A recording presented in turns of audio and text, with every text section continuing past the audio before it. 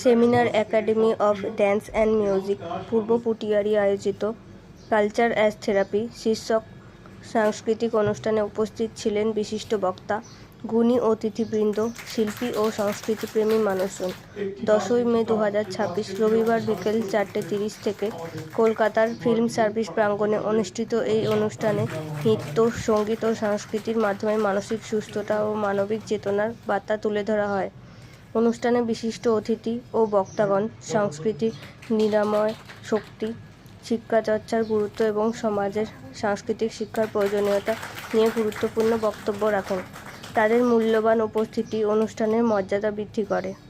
Seminar academy of dance and music পূর্ব পুটিয়ারি দীর্ঘদিন ধরে নৃত্য ও সঙ্গীত শিক্ষার মাধ্যমে সংস্কৃতির বিকাশে গুরুত্বপূর্ণ ভূমিকা পালন করেছে।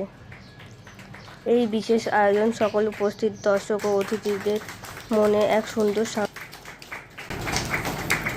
আলোচনা সভার দায়িত্বভার গ্রহণ করার জন্য অনুরোধ করছি।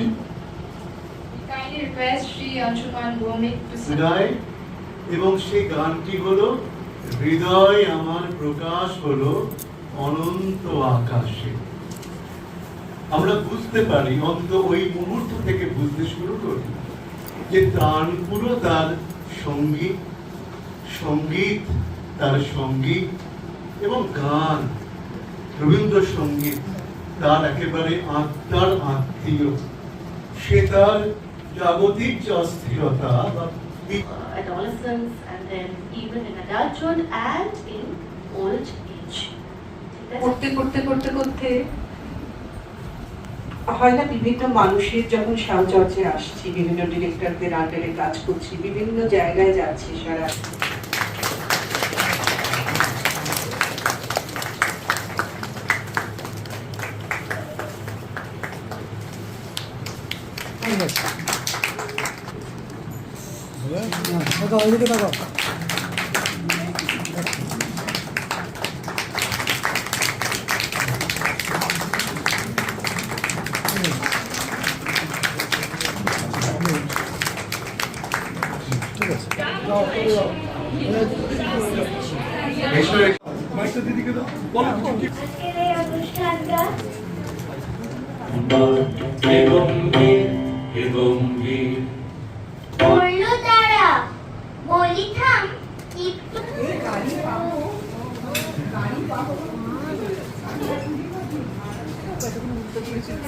আমি সুমিতা আজ আসতেছি প্রোগ্রামটা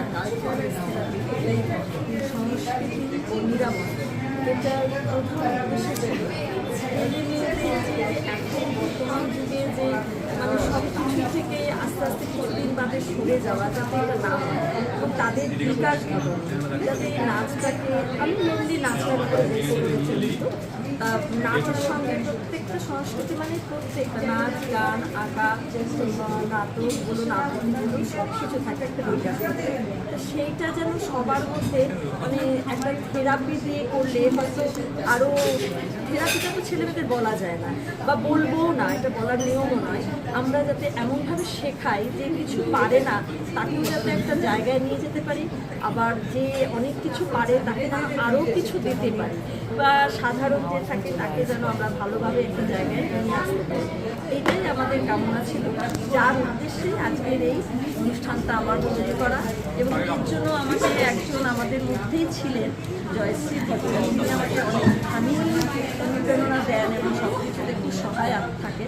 উনি আমাকে অনেকটাই সহায়তা করেছেন। আমি সেই জায়গায় খুব ওনার কাছে, এবং আমি সেটা ওনার কাছে অনেকটা পাই এবং আমি এগিয়ে চলেছি সেইটা, সেটা আমার খুব আনন্দের বিষয়। আসলে বিষয়টাই এমন ছিল যে বিষয়টা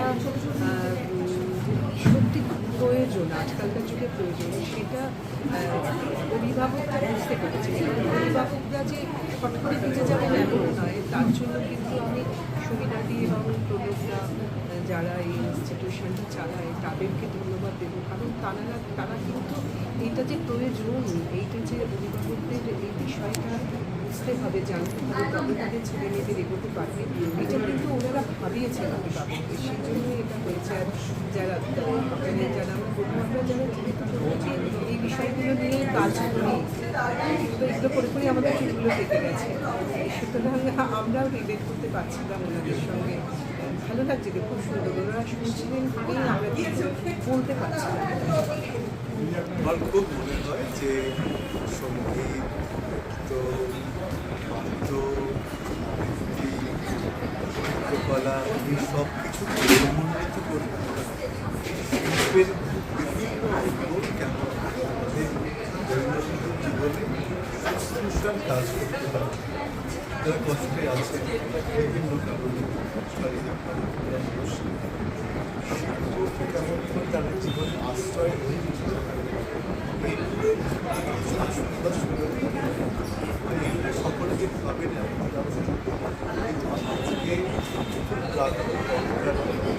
শিক্ষকেরা তাদের অভিজ্ঞতা শিক্ষার্থীরা, বাবারা, মায়েরা এবং আয়োজকরা সকলে এটাও মনে হলো যে আমাদের সমাজে এখন বহু মানুষ রয়েছে যারা শিল্পের যে প্রায়োগিক দিক বা প্রায়োগিক দিক, একদম চেতনার দিক, সেগুলোকে গভীরভাবে চর্চা আমার বিষয়টা ছিল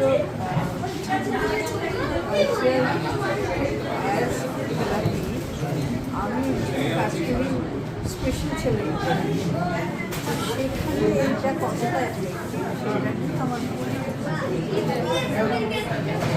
সবাই বলে পার্টি আমরা যখন কাজ করি ওদের ডেভেলপমেন্টের জন্য সবকটা এরিয়ারই কভার করতে হয়। মানে থেরাপি পার্টি যদি বলেন, সাধারণত থেরাপি বলতে সবাই বলে ফিজিওথেরাপি, স্পিচ থেরাপি, এখন বলা হয় music therapy, dance therapy, art therapy, drama therapy. এই সমস্ত থেরাপিউটিক অ্যাসপেক্টসগুলোকে নিয়েই আমরা কাজ করি একটা বাচ্চাকে পূর্ণাঙ্গতা দেওয়ার জন্য, সার্বিক উন্নয়ন।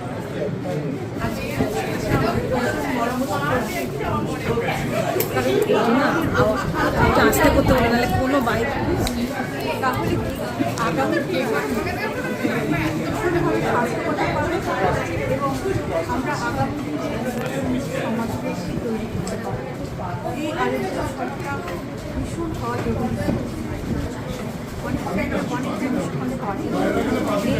এই যে টপিকটা, এই টপিক কিন্তু আলোচনা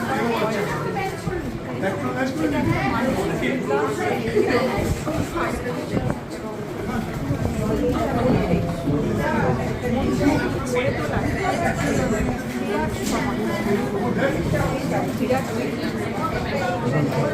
আমার নাম মালা ভট্টাচার্য।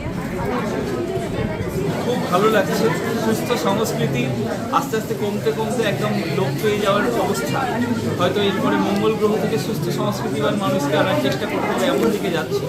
তো সেই দিনে দাঁড়িয়ে আজকে এত ভালো একটি অনুষ্ঠানের সাক্ষী থাকলাম এবং এত ভালো বক্তাদের বক্তব্য, এবং সবথেকে বড় কথা তারা নিজেদের জীবন দর্শন, নিজেরা যেটা ফিল করেছেন সেটা কার্যক্ষেত্রে সেটা তুলে ধরলেন। আর আরও একজন উইথ ফোল্ডেড হ্যান্ডস আমি প্রণাম জানাবো যারা শ্রোতামণ্ডলী ছিলেন। এত ভালো, এত সুশিক্ষিত জ্ঞানী শ্রোতা আমি খুব কম দেখেছি। প্রথম থেকে শেষ পর্যন্ত আমি যতক্ষণ ছিলাম প্রত্যেককে দেখলাম অনুষ্ঠানটাকে ভীষণ রকমভাবে উপভোগ করলেন এবং আমি তো ব্যক্তিগতভাবে খুব উপভোগ করেছি। আমার নাম ডক্টর চন্দ্রচূড় গোস্বামী। আমি আজকে প্রধান অতিথি হিসেবে উপস্থিত থাকতে পেরে অবশ্যই ভীষণ খুশি। আমার টপিকটা ছিল ডান্স অ্যান্ড সাইকোলজি, যেহেতু আমি সাইকোলজি পড়াই বা সাইকোলজি স্টুডেন্ট। তো এই ডান্স অ্যান্ড সাইকোলজি, নাচ নৃত্যের সাথে মনস্তত্ত্বের কী সম্পর্ক, বা কীভাবে নাচের মাধ্যমে মনস্তাত্ত্বিক জায়গাগুলো তার বিকাশটাকে করা যায়, এই জায়গাটা আমার টপিক ছিল।